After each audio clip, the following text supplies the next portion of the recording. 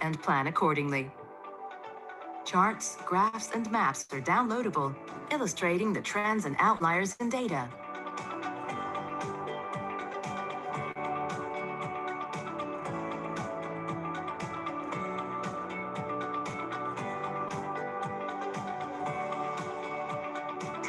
And plan accordingly.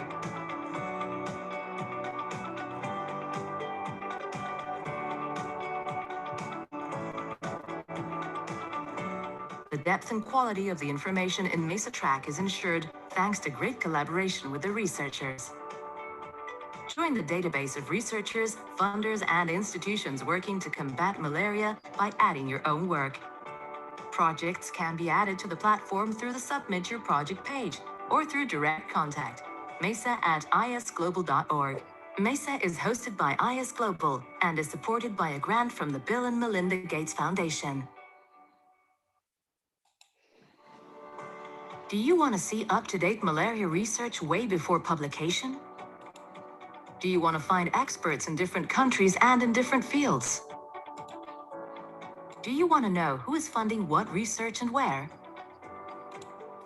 MESA Track is an open and living database of malaria research and is continually growing. It captures research projects and portfolios in malaria. MESA Track informs the malaria community about what questions are being addressed, which innovative strategies are being tested, and aids collaboration and information sharing. Get the full scope of work being done on today's hot topics. Know when new results are expected and plan accordingly. Charts, graphs, and maps are downloadable, illustrating the trends and outliers in data.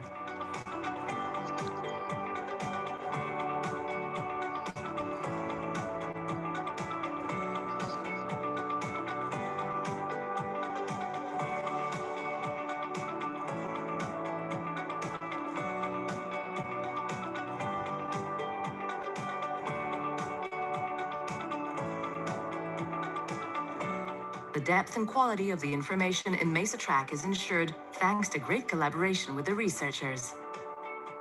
Join the database of researchers, funders, and institutions working to combat malaria by adding your own work. Projects can be added to the platform through the Submit Your Project page or through direct contact, mesa@isglobal.org. MESA is hosted by IS Global and is supported by a grant from the Bill and Melinda Gates Foundation.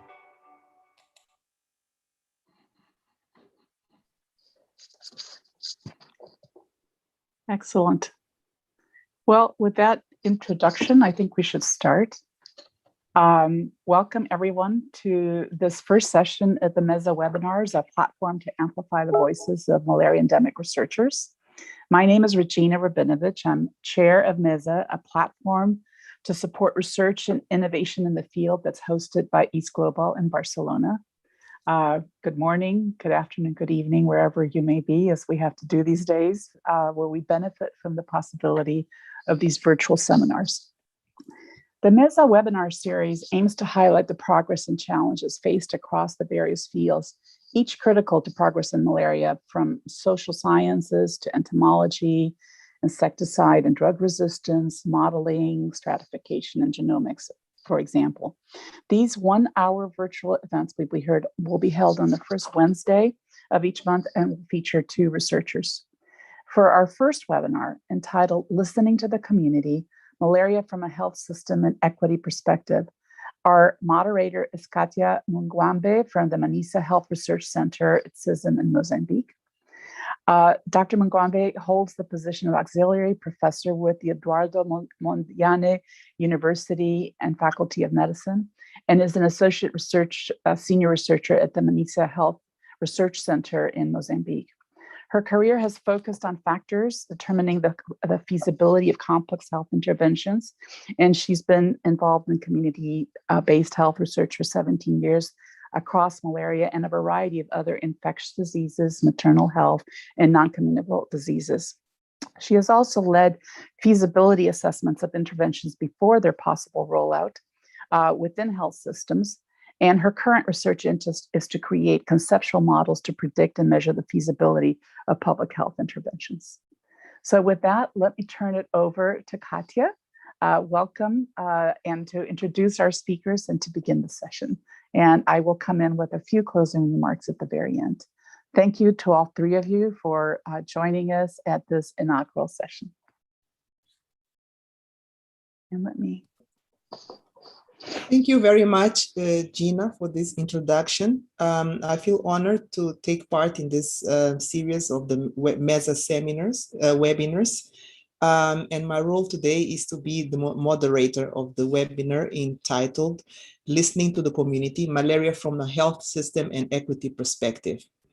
So the general theme for this session is on lessons learned in solving problems in malaria from a health system and equity perspective, highlighting the acceptability, effectiveness, and sustainability of malaria intervention strategies among vulnerable population. And for this session, we have the honor to present Professor Evelyn Ansah from the University of Health and Allied Sciences in Ghana. Professor Ansah is an epidemiologist and is a fellow of the Ghana College of Physicians and Surgeons and a Rockefeller Foundation Bellagio Fellow as well. She has worked on several fronts, and I'm going to highlight some of them. She currently serves on WHO's Malaria Policy Advisory Committee and the Malaria Elimination Oversight Committee. She serves on the Technical Evaluation Reference Group of the Global Fund for Fight Against HIV, AIDS, and Malaria. And she has worked on all levels for Ghana health system in both clinical and public health roles over 25 years. She has also contributed to the development of capacity in the next generation of public health professionals as an adjunct lecturer at 3 different universities in the Ghana College of Physicians and the Ghana College of Physicians and Surgeons. I would like to also introduce the Thuan Thi Nguyen. She's a PhD candidate from the National Institute of Malaria, Parasitology and Entomology in Vietnam, and the Institute for Tropical Medicine, ITM, in Antwerp, Belgium.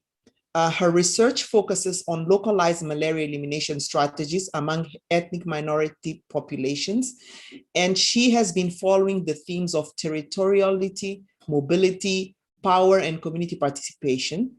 And she has experience in applying mixed methods research, design, and ethnographic approaches to qualitative data collection through her work. So with these introductions, if you may, I would like to take on to the presentations themselves.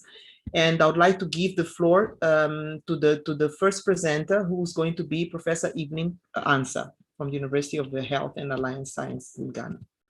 Over to you.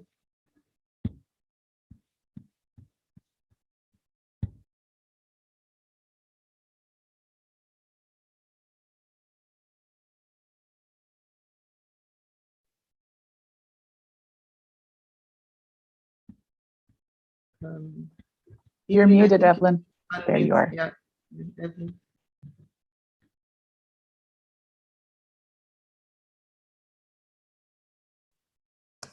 Evelyn, would you like to unmute yourself so that we can hear the presentation? Well, now she's frozen. No, we actually sent a recorded presentation, so it's supposed to be played rather than us speak. Okay. This is recorded. Yes.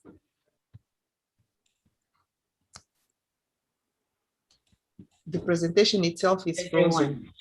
I would like to begin my presentation by expressing my appreciation to the organizers of this webinar for inviting me. You might be wondering why I have titled my presentation, Listening to and Working with Communities in Implementing Interventions for Malaria Elimination, instead of just saying community engagement.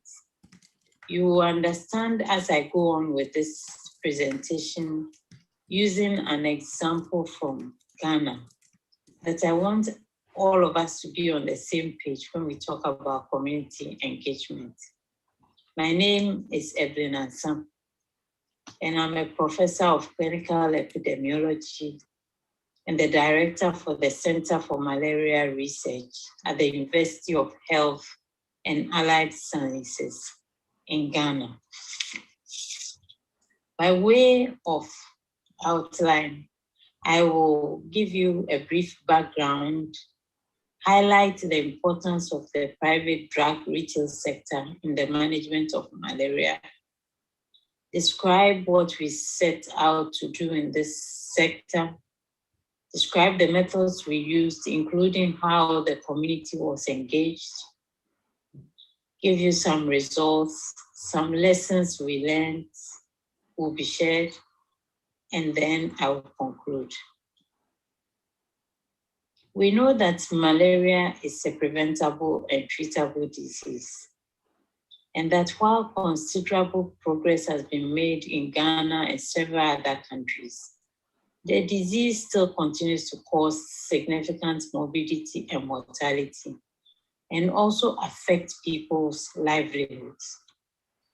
Antimalarials continue to be overused due to massive overdiagnosis of malaria, with the possibility of development of drug resistance. And in the meantime, there has been a major global shift in emphasis from presumptive diagnosis to anti-malaria treatment that is guided by parasitological testing. So why is the private drug retail sector so important? Most children and adults with febrile illness, including the poorest, are treated in the private drug retail sector in most countries in Africa, including Ghana. Even where the public sector treatment is free, this happens due to opportunity costs of leaving whatever job the sick person is doing or their carers are doing, traveling long distances to queue in a clinic to see the doctor, to queue to go to the lab, to queue to go for medicines. People just then decide to go to the nearest drug shop and seek treatment in these places. And for these, they don't have to travel. Strengthening the use of diagnostic tests for malaria in public health facilities, therefore, affects only a small proportion of cases of overprescription of antimalarials, with the bulk being in these shops. And rapid diagnostic tests for malaria can be deployed for use in these shops with minimal training of the shop attendants. So in the picture here, you see pictures of drug retail shops in the southern part of Ghana, which can range from well-stocked shops as like the one on my right, to very rudimentary shops like the one on the top left corner of my screen. So what did we set out to do in these shops? We set out to find out if private drug retailers could be trained to successfully and safely carry out rapid diagnostic tests for malaria. We wanted to explore whether testing for malaria by these shop attendants prior to dispensing medicines was feasible and was acceptable to both the clients that they attended to and the attendants themselves. We also wanted to find out if introducing the test into drug shops would help them achieve better targeting of antimalarials so that they go to clients who truly need them. And to implement this, there was a need to discuss the intervention with the community, listen to their views on how best to do this, and partner with them to implement the intervention. Remember, the community had never seen these tests being done in a shop by shop attendants in their locality. So what methods did we use? We had held initial discussions with the community leaders and opinion leaders for their buy-in. We held focus group discussions with various community groupings to explore their perceptions of the concept of testing in general and how acceptable this testing by the shop attendants would be to them. We also carried out a local production of a film that showed trained local shop attendants demonstrating the use of RDTs in their shops. And this was done on the advice of community members. They told us this is something we haven't seen before. We are not sure whether these people that you say you are going to train will be able to do it or not. We want to see what it will look like when we enter the shop and what they will be doing so that we can be sure of what to expect. So why don't you produce a small film that we can look at, we can see, and know what to expect. And based on this advice, we did so. So for the introduction of the intervention, which is the malaria rapid diagnostic test, in this study, which was actually a cluster randomized trial in design, in the intervention areas, we introduced the MRDTs for use in the shops. And in the control areas, they continued with the standard dispensing without testing, as was the normal. For the introduction of the MRDTs into the intervention shops, based on interaction with the community and seeking their views, we trained the shop attendants and the clusters as planned.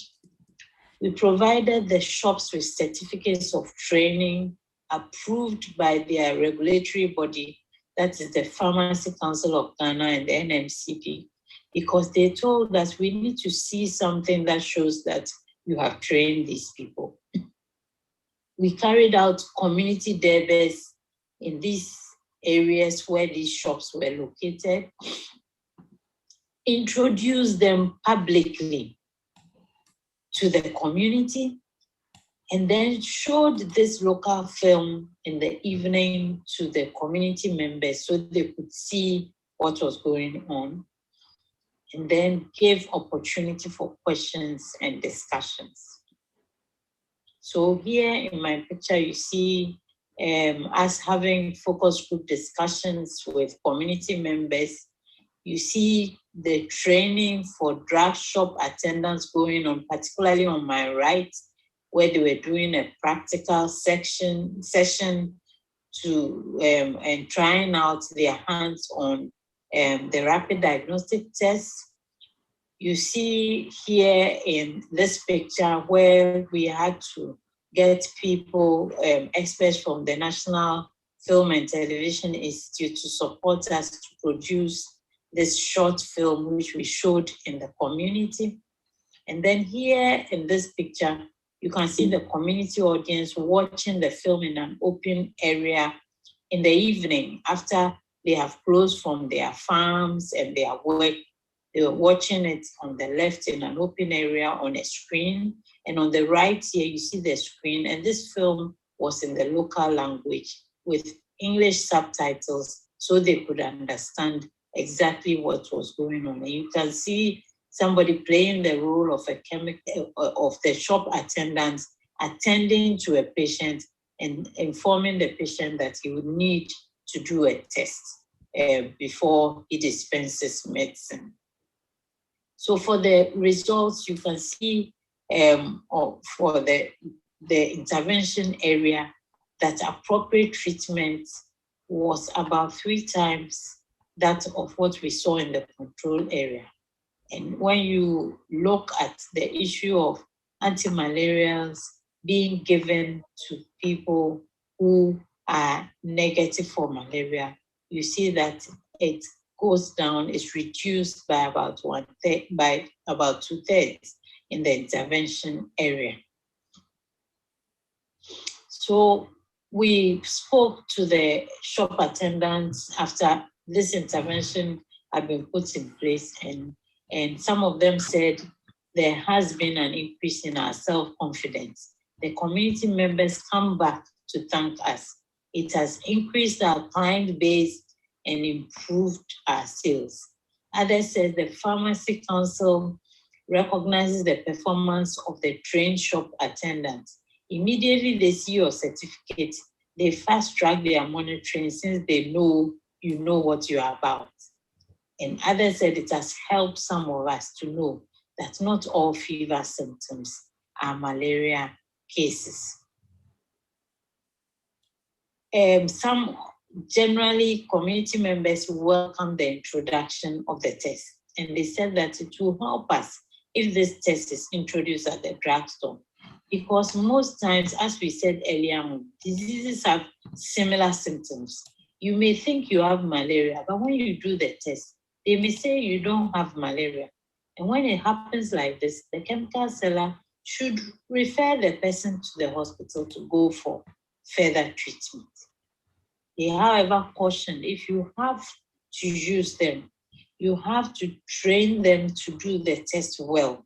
And you should also come around to see if they are actually doing the work that you gave to them.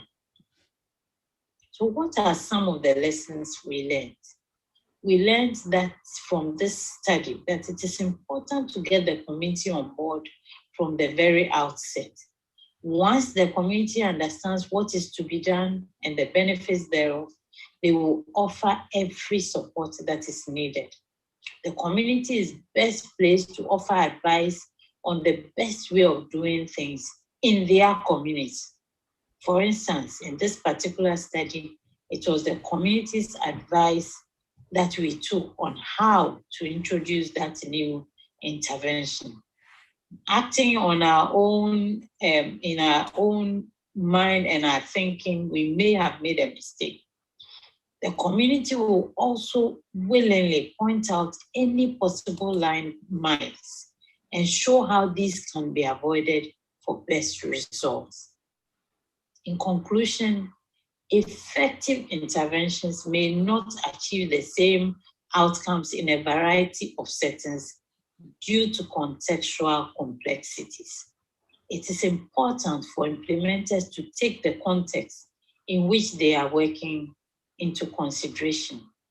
Listening to the community and partnering with them is critical for the successful implementation of any intervention. It is time for us in the malaria community to move away from one-size-fits-all implementation of interventions and tailor appropriate interventions appropriately. And I say appropriately, when we work with the community, we'll be able to do this appropriately for the elimination of malaria. I want to thank you for your attention. Thank you very much. Thank you very much for this comprehensive presentation by Professor Evelyn and for sharing a clear example of what a community engagement exercise looks and feels like and means. We are now going to move on to listening to Thuan's presentation, which is on understanding malaria persistence, a mixed method study on social factors limiting the effectiveness of malaria elimination strategy in Vietnam. I hope the technology is now going to allow us into moving into students the at the presentation. Socio-Ecological Health Research Unit at ITM. Today, I'm going to talk about our study on understanding malaria persistence in South Central in Vietnam.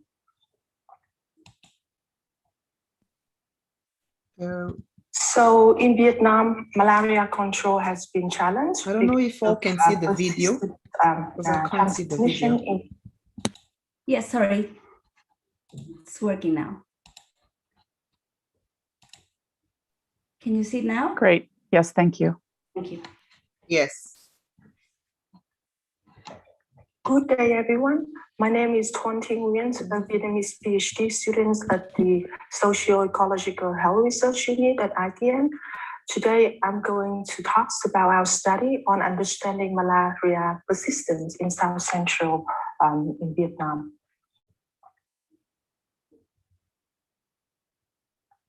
So in Vietnam, malaria control has been challenged because of persistent transmission in the forest streams and the international border with Cambodia and Laos. The subgroups have diverse profiles that make it difficult for control program to target them. Vector control interventions are challenged because of outdoor transmissions and vector resistance to insecticides. Vietnam also faces the problem of spreading artemisinin resistance. Regardless of these challenges, Vietnam is committed to malaria elimination by 2030. From 2016 to 2018, we conducted a mixed method studies in 10 Raclay villages to understand malaria persistence in Bắc Ais of Ninh Thuan province. In specific, we studied how social factors limited the effectiveness of the local malaria elimination strategies. These mixed method studies had two qualitative and two quantitative strands. The mixing of qualitative and quantitative strands happens at the beginning of the designs of quantitative surveys and at the end when we interpreted the study results. In the qualitative strands, to explore local context, we use purposive sampling and concurrent thematic analysis. In the quantitative strands, we use representative samplings for the two cross-sectional surveys, and then we use descriptive analysis and logistic regressions. In the background, the malaria elimination strategies in Bắc Ais is similar to the national malaria elimination strategy. It has four main interventions: vector control, early detection and treatment, surveillance, and health IEC. I'm going to talk about the study results. In these studies, we focus on examining exposure to the vectors, the uptake of bed nets, and the uptake of public health service. So first, on vector control, we examine mobility, housings, and the implementation of IIS. About mobility, I'm going to show a video clip. This is a new village where the Raclay was resettled by the government in mid-2000s. They were given brick house and malaria protection tools like bed net, but people could not live here. Instead, people moved back to their traditional territory where the forest fields and the old village are. People build houses to take care of their slash and burn crops, slash and burn agriculture on everyday basis. People go to the forest fields or go to the forest to collect food and forest vegetation, or taking their cows to the forest for herding. Other forest activities like logging or collecting timber products are considered sensitive and illegal. Housings in the old village follows the traditional Raclay housing styles with open structure and constantly expose people to the vector. The subsistence strategy of the Raclay, such as hunting or collecting vegetables in the forest, expose people greatly to malaria. These pictures are the sleeping places people have in the forest. The government has implemented regulations on forest land, and this complicates further people mobility and exposure in the forest. For example, the people who live in the traditional territory, their housing, land ownership and residency are not recognized by the local government because this area has been turned into protected forest lands that's managed by the government. I'm gonna now show you a narrative of what people say about their life in the old village.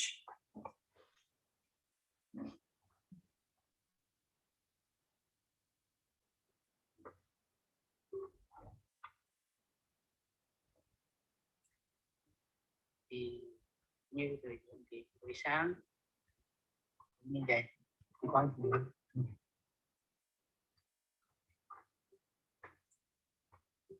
nhưng mà mưa thì có nắm thì mình đi hái nắm, không có nắm thì mình kiếm mấy miếng như miếng dăm, miếng gỗ đồ mình mang về mình kiếm 1 đồng 2 đồng dành cho bệnh vào trong cuộc sống hàng ngày của chúng em. The causation of diseases like malaria is mosquito in the forest. So it's very logical. You know, if you don't want to get malaria, you don't go to the forest. But with the drug play, it's the reality. You know, it's very difficult. Even children, they go to the forest to collect different products, and this gives them big exposure to malaria.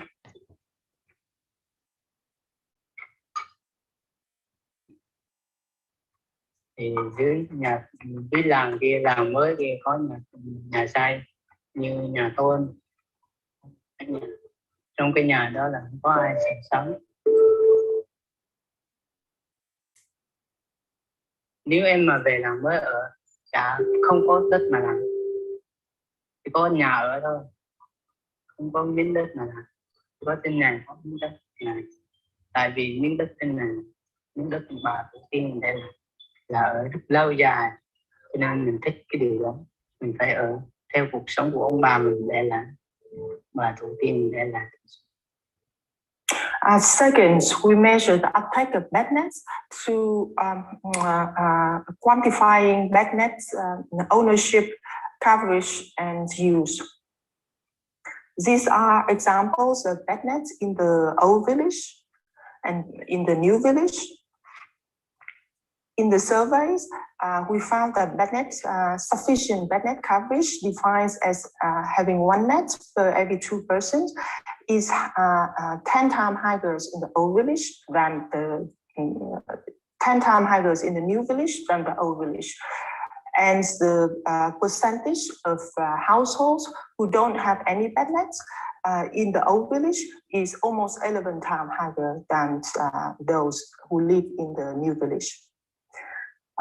The logistic regression shows that the odds of inconsistent bed net use 7 days before the survey defines as someone who sometimes sleep in the under a bed net is much higher amongst household members who sometimes sleep in the new village, sleep in a still house, go to the forest field, or do slash and burn agriculture. For example, a household member who sleep in a still house has 2.3 times higher the odds of inconsistent bed net use than somebody who doesn't. Third, we measure the uptakes of health service through examining perception of malaria, health IEC, active surveillance, and the use of public health service. The surveys found that quite high number of people heard about malaria, and they know of key symptoms like chills and fever. However, only 57% of them thought that malaria could be cured. People selected treatment options like doing nothing, taking over-the-counter medicines, or doing ritual sacrifice, or taking injections, intravenous drip to treat malaria, besides taking anti-malaria. This limited knowledge is because people couldn't distinguish what is malaria and what is other kind of fevers. And also people perceive that the knowledge of malaria is the privilege of medical doctors, as laypersons do not have. Printed health materials with malaria messages in Vietnamese language are found at public health facilities. Messages are focused on risk behavior like sleeping in the forest fields or practicing slash and burn agriculture expose people to malaria. These messages have some unintended consequences on people. First, not many people can read or write, so they don't get the message. And second, the message is focused on risk, perpetuates the stereotype that the dominant ethnicity have on the ethnic minority, such as practicing slash and burn agriculture during subsistence activity. Local health worker conducts active surveillance amongst people who live in the old village. However, they face the problem of fighting people. Slash and burn farmers constantly move in the forest, and some of them are unwilling to give blood samples because they are frequently targeted by various malaria surveys conducted in this district. Primary healthcare, including malaria testing and anti-malaria, are free for people. However, people only go to public health facilities if they suspect they have malaria. For other kind of fevers, many of them prefer over-the-counter medicine to reduce long waiting times at public health facility, and also the risk of having confrontational experience with local health workers who mostly come from the dominant ethnicity. The surveys with household members found that more than 62% of them use public health service, but still there are more than 30% of them don't use public health service. Up to almost 20% of the people had fevers when they seek public health service, and 6.2% of them got diagnosis for having malaria. Of the people who have malaria, almost 8% of them stop taking anti-malaria after day 2 when they see fever is reduced.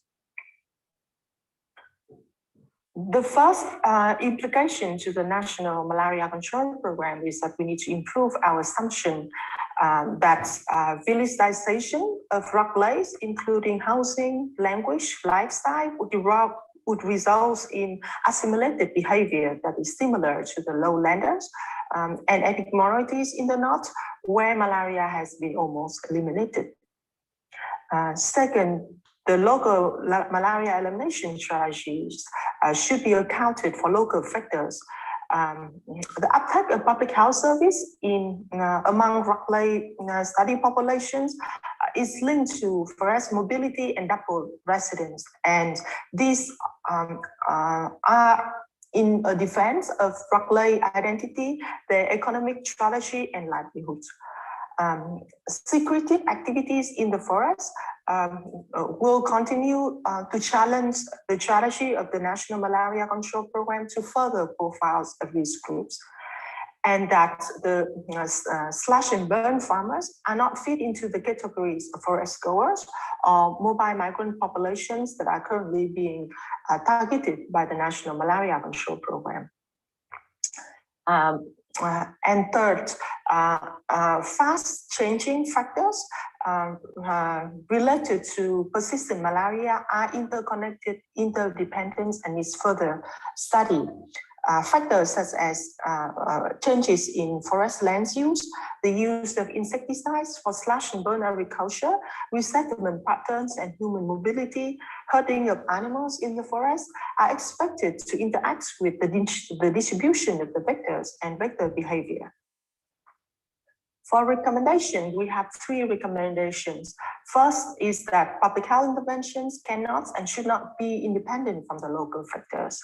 Second, we propose a systemic approach that incorporates knowledge from multidisciplines and multi-phases interventions to be included at once in the local malaria elimination strategies. And thus, we propose formative research on meaningful community participations and how to include marginalized voice and their feedbacks in the designs, implementations, and improvements of the intervention. I include here some references for our works in Vietnam. And I would like to thank the study populations, the study teams from the National Institute of Malaria in Hanoi and ITN for their support to me and the study. I would like to thank the organizers and participants in this seminar for allowing us to be here.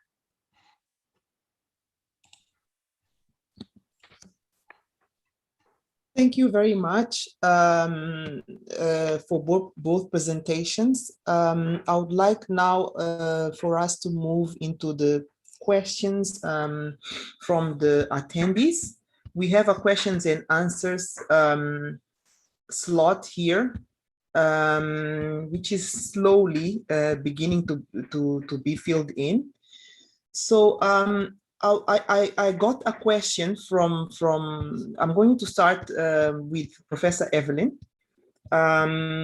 We have a few questions, and I would like to start with a question that was raised by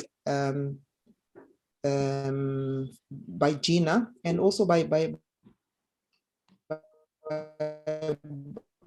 one of the. I'm going to start with Elisa Serra in the questions and answers panel, which is for Professor Evelyn. Did you have to manage issues whether the shopkeepers could prescribe and administer treatment?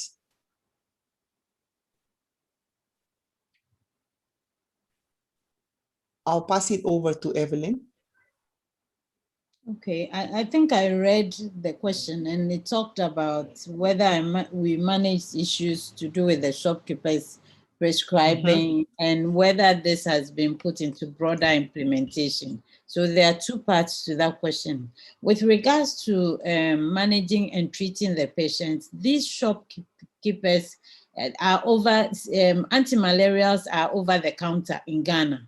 So these shopkeepers are allowed to sell anti-malarials, which they were doing already. When people went and reported fever to them, they decided whether or not, without a test, it was malaria, and they dispensed the anti-malarial. So they were doing this already. So what we added was testing prior to that dispensing, so that it will inform their dispensing. So what we realized was that most of the people, and the training was that if it's negative, then it's not malaria.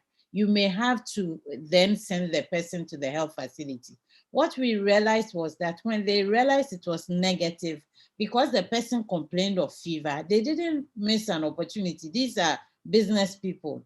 They still prescribe an analgesic to bring down the fever and then sent them off to the health facility. So in the end, they didn't lose out, but at least it reduced the prescribing of anti-malarials, which people didn't need, leading to drug resistance. And for broader implementation, following this study and another one which was operational, this was a randomized control trial, and we carried out one in the real world, that is the operational. The malaria control program has trained further several pharmacists and chemical shops, and they now carry out tests routinely in their shops. So that's the answer to that question.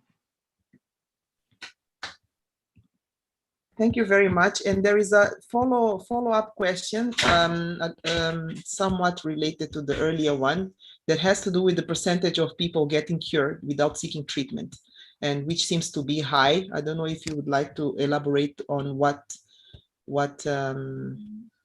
I doubt if this question is related to my slides, because I didn't report on any people getting I was wondering cured. as well. So it may be related to the next presenter. So I have also one. Thank you very much. I think that it has to do, and I would like to ask the attendees to write down to which presenter the question is directed, so that we can better organize the structure of the question and answer. Professor Evelyn, I really appreciated your choice of the title, which highlights listening and working with communities. And this to me speaks to the auscultation and collaboration. And later on in your presentation, you also highlighted partnership. So I would like you to comment or elaborate on other key elements, on these and other key elements that you think that assure that we are really carrying out community engagement.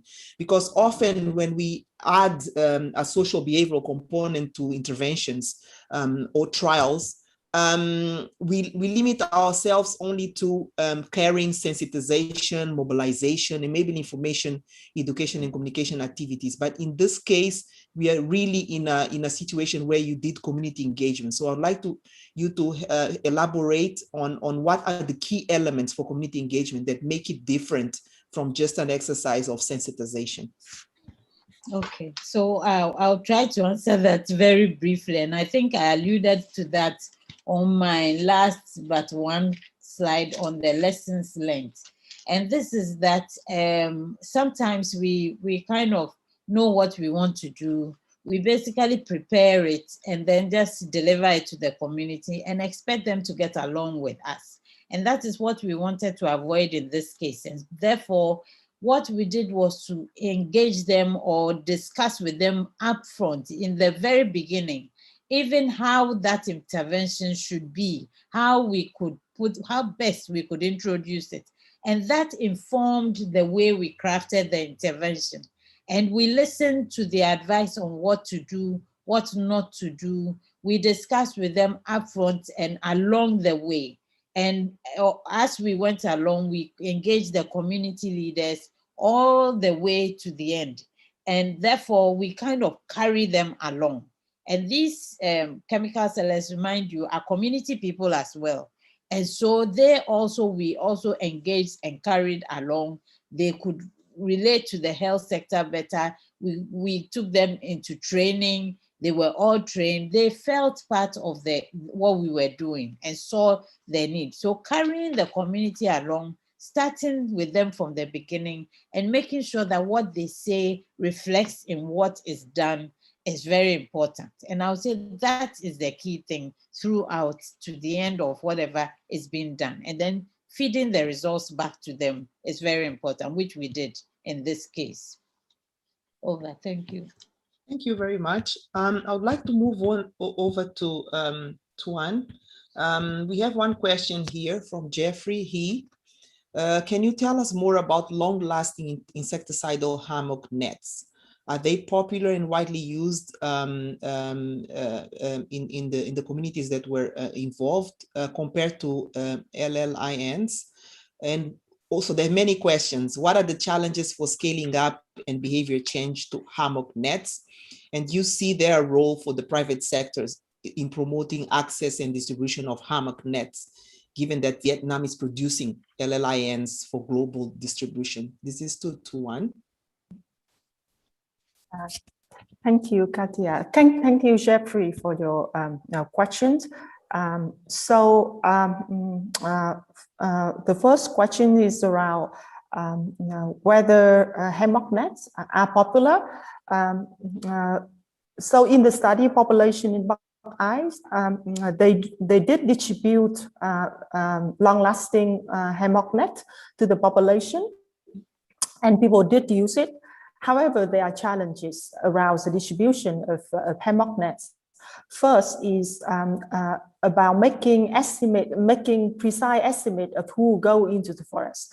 Because of sensitive forest activity, people are not willing to disclose their forest going or forest activity status.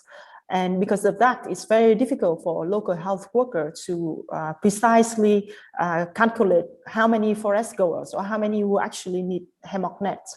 So in practice, local health worker distributed hammock nets to the people who live in the old village. However, they miss out the loggers, the illegal loggers, also the people who don't register to the census in the local area, and also the people who go to the forest on seasonal basis to collect vegetables or ginsengs or different kind of forest flowers. They do stay in the forest for a few nights, depending on where they go, which part of the forest that they go to. And these people are not included in the distribution of hammock nets. So your second question is about the challenges of for scaling up and behavior change to hammock nets.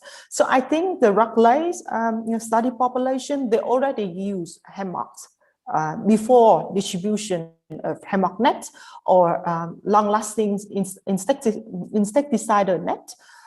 So the population, I think, is susceptible to hammock use. But again, it's related to the sensitiveness of forest activity. People cannot disclose their what they do in the forest. So they keep their belongings very light when they go to the forest. And also the tropical forest in Buckeye is very dense. So people also told us that it's difficult to find enough space to hang, to fully hang or to properly hang the hammock nets, the long-lasting hammock nets. And in our study, there was no involvement of the private sectors in promoting or distributing long-lasting hammock nets in this population. It only came from the free distribution of the government. So for sure, I do see this is a gap, and there's a role for the private sector to play here. Thank you. I hope I answered your questions.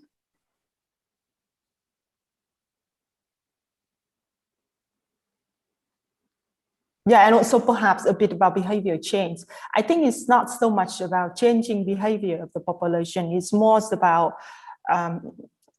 it's not that people don't like to use the hammocks net, but they can't because of the illegal, because forest activity, many forest activities are considered illegal, and people cannot find enough space in the middle of the forest to hang properly the hammock net. So this is my opinions on behavior change. So I think it has to do with fully explaining to people why they need to properly hang the hammock net, and also sensitizing the forest protection people and also the local authority to make sure that people are safe if they want to use hammock nets in the forest. So I think it would be rather on that sensitizing the authorities than the population. So I think I covered. Yes, Thuan, there was another question for you, which had to do with, despite the fact that people are not seeking treatment, the recovery, the percentage of people who recover is quite high. So would you like to quickly elaborate on that? And the attendee even advances on some hypotheses related to the immunity of the patients.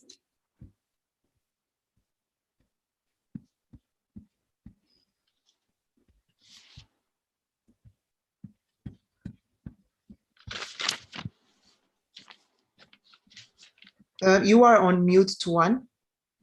Would you like to unmute yourself? Sorry. Is it possible to show the slides with the graphs on the percentage of people who said that they were cured? Because indeed, in the survey, we didn't measure the number of people who were cured by, for fever or for malaria. So I think there's there's something that I need to clarify here. It's just that the people, we asked their perception whether malaria could be cured. And then 57% of them said that they thought malaria could be cured by taking various kind of treatment options. So here on these slides, you see that 237 people thought that malaria could be cured.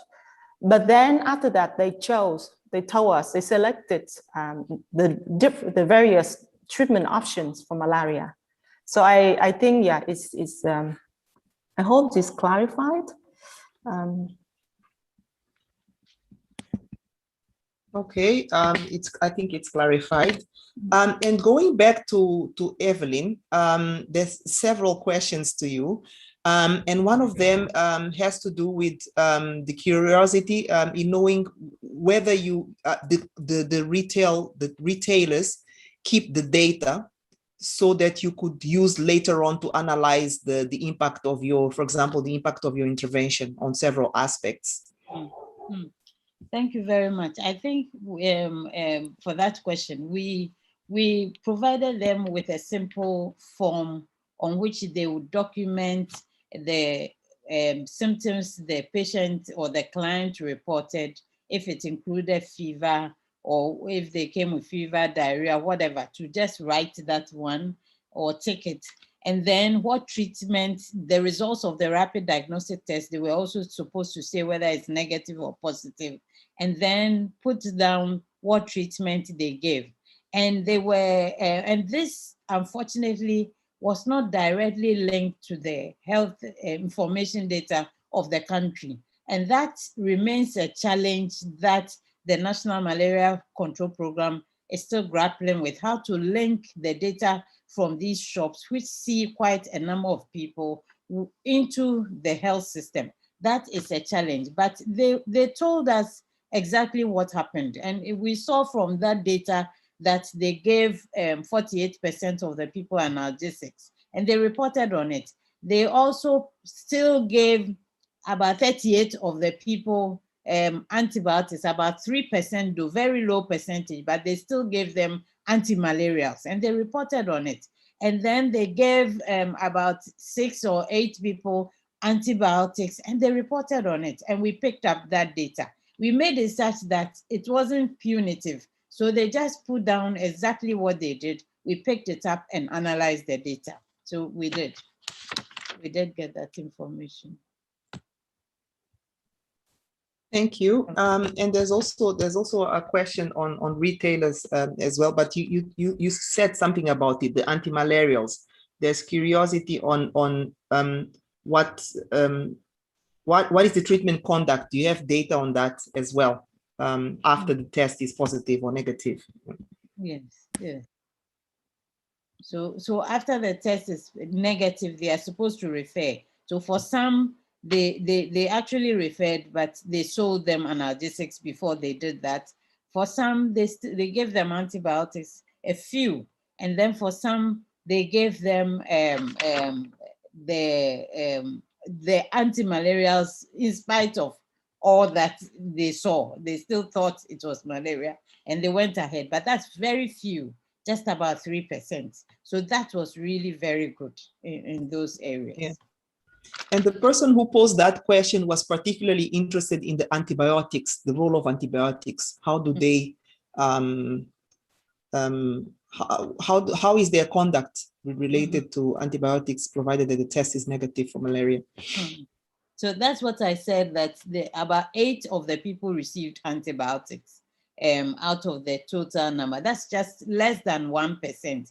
But remember, these shops are not supposed to sell most antibiotics. They just are supposed to dispense Septrin, and that's about it, cotrimazole. That's all they're allowed to sell. And then amoxicillin. So these are the only antibiotics they are allowed to sell at that level. But they still went ahead and then gave some antibiotics to these people, and they documented it, but just less than 1%, about 0.6%, which was good. Yeah. Quite encouraging. What about the data? There's another question linked to the data as well. The possibility of linkage of this data to the health system's data. I think I alluded to that earlier on. This is a thing that needs to be worked out somehow by the health sector in Ghana in particular. We have community data that is not directly linked. If it is not in one of our health facilities, we have community level health facility whose data is linked. But outside in the community, like these shops, the data is not yet linked to the health information systems data, which is the DHIS of the country. And that's one of the things that the country is trying to sort out, and particularly the National Malaria Control Program, because a lot of cases of malaria are captured in these places. And it's important to capture all of this data to be able to see the whole picture of malaria that we have in the country. So that's one of the things they are working on or planning to focus on in this period. Thank you. And I have one question. We are really running out of time. We have two related questions to Thuan, which is related to the finding that perhaps printed materials are not adequate.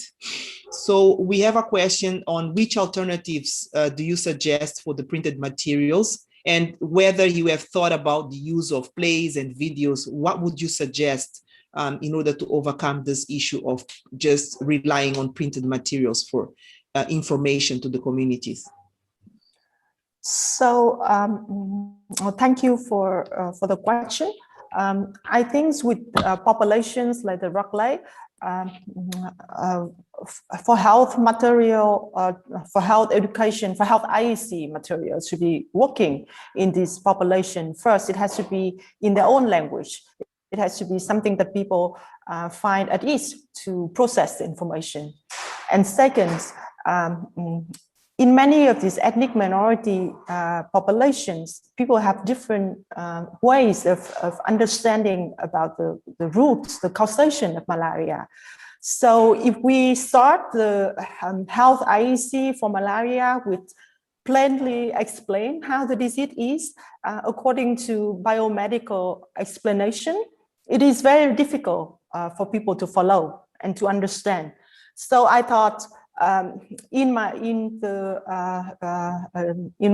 at the ITM, we've been working on this CLI, we call it CLI community-led health initiative approach, in which the researcher would work together with community members to explore the metaphors and how to be able to explain different concepts in a ways that is accepted and understandable to people. So I think just additional effort to explore how we could talk about malaria in understandable and accepted way to the population would open so much, would help so much to improve the understanding of malaria. Thank you. Thank you. The time is really running. We have several questions, but I would like to thank both the presenters, Evelyn and Thuan, for taking us through your experiences with working with the communities to better understand how problems related to malaria control can be solved. If Gina permits me, I would like to ask for just 30 seconds of final words by both panelists on what is the take-home message from the work, the brilliant work that you've been doing, before passing on to the general wrap-up. I'll give the floor to Professor Evelyn.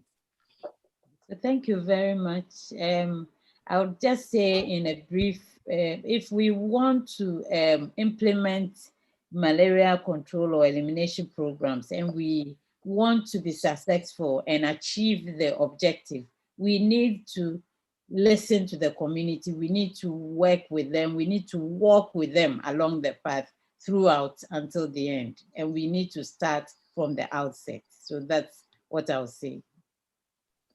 Thank you very much. Thuan?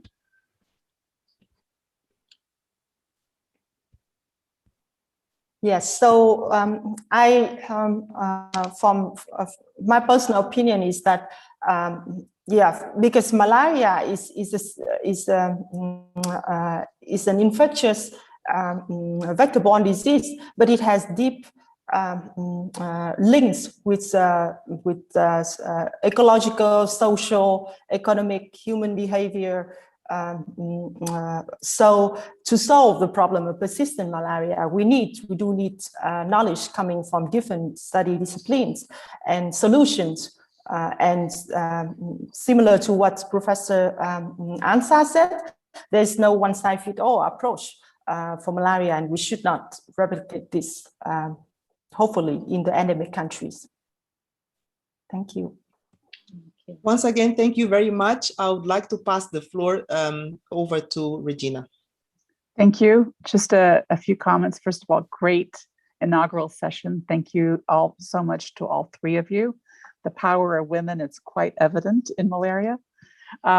We hope that the rest of you have enjoyed, and those that will be watching the videos that are captured from this first session of our monthly webinars, and we hope to see you for the second webinar of the series, which will feature Fredro Sokumo from the Ifakara Health Institute in Tanzania and Mercio Pio from the Barcelona Institute for Global Health and the MESA Health Research Center to discuss new approaches to improve malaria mosquito surveillance and control.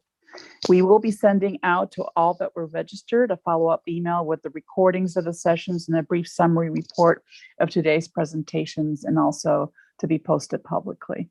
So thank you very much for engaging. We began on time, we end on time, and I hope to see you next month.